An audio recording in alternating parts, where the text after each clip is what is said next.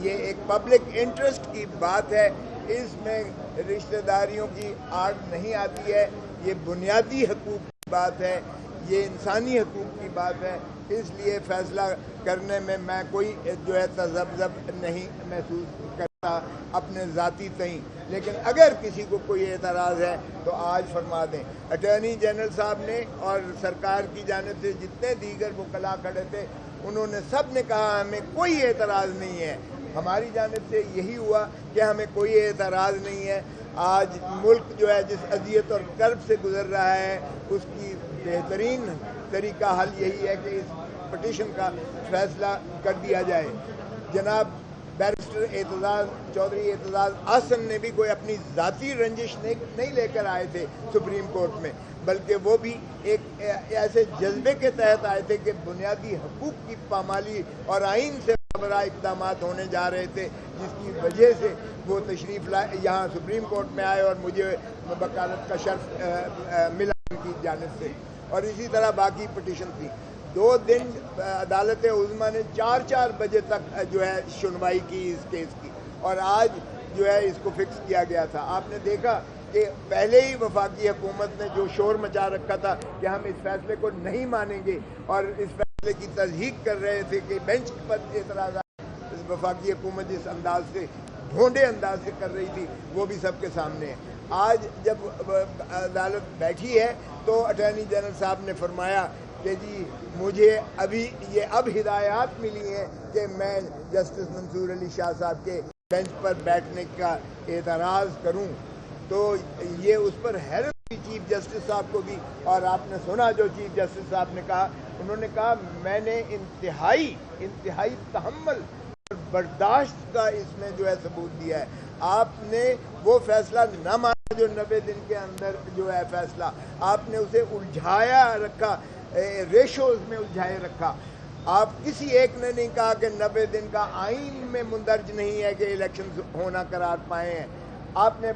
صریحاً توہین عدالت کی عظمیٰ کی، اور پھر بھی ہم نے جو ہے بہت تحمل اور برداشت سے ریسٹرینٹ کا جو ہے مظاہرہ کیا۔ آج آپ نے انتہا کر دی۔ اس پر میں نے بھی کھڑے ہو کر کہا، میں نے کہا یہ پاکستان کے لیے ایک بہت ہی بھیانک اور بہت ڈارک ڈے متصور ہوگا پاکستان کی تاریخ میں، عدلیہ کی تاریخ میں بھی یہ ایک سیاہ دن کے طور پر لیا جائے گا۔ وفاق پاکستان کی بھی جو ہے اس کو تباہی کے دھیانے پر لے جانے کی یہ کاوش ہے جو حکومت کر رہی ہے۔ وزیر اعظم کی جانب سے ایسا اعتراض آئے ہمیں، اور دوسری جانب سے بھی انہوں نے کہا کہ ہمیں جہاں تک منصور علی شاہ صاحب کی ذات کا تعلق ہے ان پر، ان کی انٹیگریٹی پر، ان کی اہلیت پر، ان کے جذبے پر کسی کو کوئی شبہ اور وہ نہیں ہے۔ یہ وفاق کی جانب سے بھی کہا گیا، اٹارنی جنرل نے بھی کہا۔ مجھے سمجھ نہیں آتی ہے کہ پھر وزیر اعظم نے کر یہ متصور کیا کہ کانفلکٹ آف انٹرسٹ اس میں متصور کیا جائے گا، سوائے اس کے کہ اس کو تاخیری حربہ کے طور پر، اور یہ دیکھتے ہوئے 2 دن کی سماعت جو ہماری دلائل تھی، یہ دیکھتے ہوئے کہ یہ ناقابل دفاع ہے، یہ عدالتوں کا قیام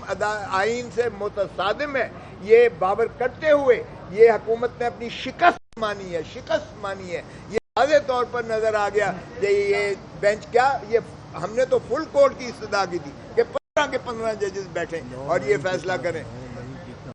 یہ بھی 9 مئی سے کم سیاہ دن نہیں ہے، یہ 9 مئی سے زیادہ سیاہ دن ہے جو آج یہ وفاق کی جانب سے کیا گیا، کیونکہ یہ حکومت برجستہ سامنے کھل کر آ گئی ہے کہ ہم نہ آئین کو مانتے ہیں نہ عدلیہ کو مانتے ہیں۔ یہ وفاق اور پاکستان کا بھرپور نقصان کرنے جا رہی ہے، اور اس چیز کا برملا میں نے اظہار جو ہے ریکارڈ کروایا سپریم کورٹ میں، یہ جس دوران یہ ہو گئی تھی۔ لیکن اب ہم نے یہ عرض کیا ہے سپریم کورٹ میں منصور علی شاہ صاحب سے بھی کہ خدا را اب وفاق اس پر جو ہے اعتراض نہیں کر سکتی ہے، کیونکہ ایک دفعہ جب وفاق نے کہہ دیا 2 دن پہلے کہ ہمیں کوئی اعتراض نہیں ہے، یہ بالکل بیٹھیں اور اس بینچ پر ہمیں کوئی اعتراض نہیں ہے، اس کے کہنے کے بعد یہ اس سے واپس نہیں جا سکتے ہیں۔ اس بات کو جو انہوں نے کی تھی اس کا یہ یو ٹرن نہیں مار سکتے ہیں، اور 2 دن کی سماعت کے بعد آج ان کو یکدم الہام ہوا ہے کہ منصور علی شاہ صاحب کو جو ہے اعتراض کیا جائے، تو یہ واضح اس چیز کی غمازی کرتا ہے کہ یہ انہوں نے اس عمل کو ناقابل دفاع سمجھتے ہوئے اپنے خلاف فیصلہ آنے کی جو ہے بالکل ایک نبشتہ دیوار سمجھتے ہوئے انہوں نے یہ آبسٹرکٹیو ڈیوائس اڈاپٹ کی ہے، جس کی میں سمجھتا ہوں وزیر اعظم کی شدید مذمت کرتے ہیں، اور وکلاء لا محالہ اس کو جو ہے وہ برداشت نہیں کریں گے کہ اس طرح کے اعتراضات سپریم کورٹ میں وفاق کی جانب سے کیے جائیں اور عوام پاکستان کی کرب اور اذیت میں اس طرح اضافہ کیا جائے۔ یہ بے چینی، یہ سراسیمگی صرف اسی وجہ سے ہے کہ یہ عدالتوں کو فیصلے نہیں کرنے دے رہے ہیں اور عدالتوں کے فیصلے کی تصدیق کرتے ہیں، اور یہ جو ہے بنیادی حقوق کی اس طرح سے پامالی کرتے ہیں، اور آئین کو انہوں نے ردی کی ٹوکری بنا کر یہ ضیاء الحق کی طرح انہوں نے جو ہے نوک پر رکھ کر بکھیر دیا ہے ہوا میں۔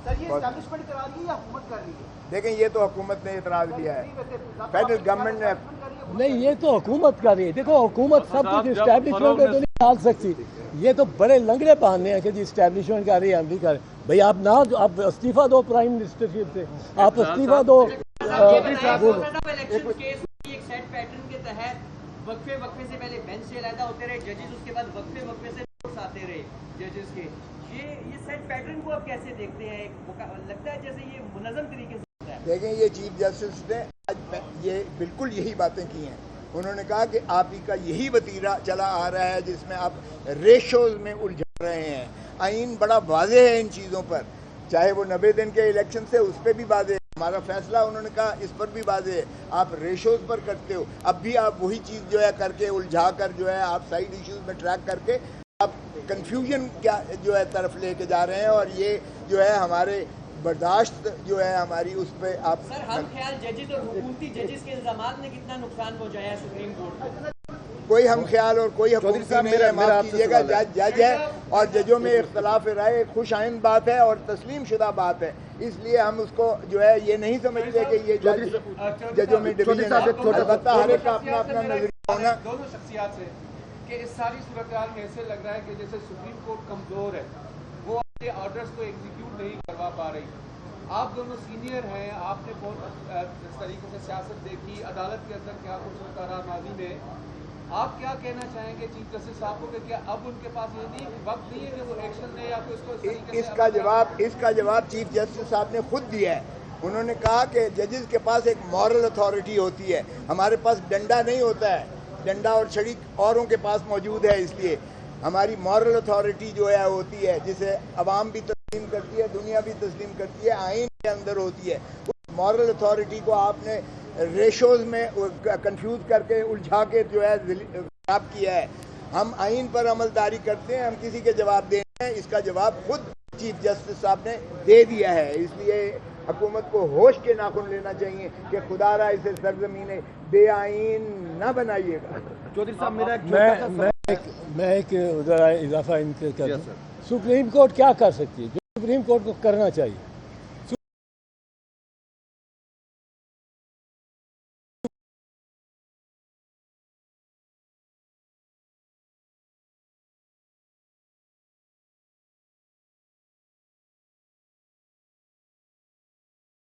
کوئی ریسورس وسائل نہیں دیں گے اس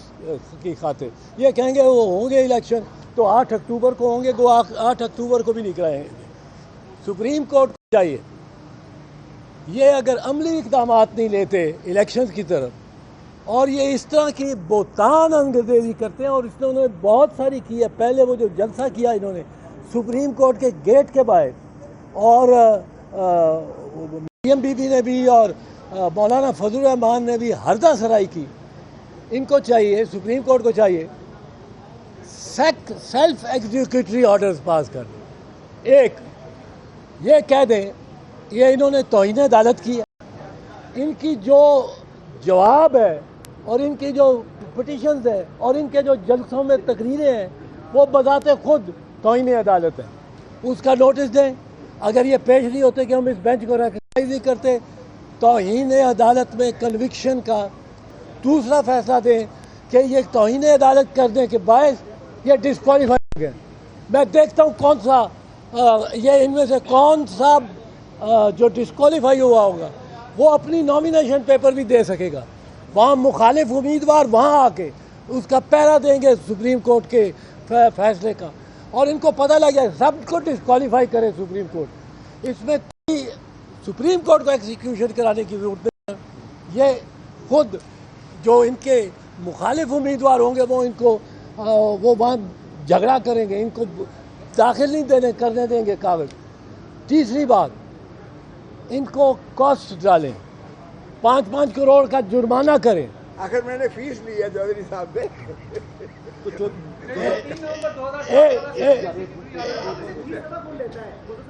चौधरी साहब, आपने बतौर दरखास्त गुजार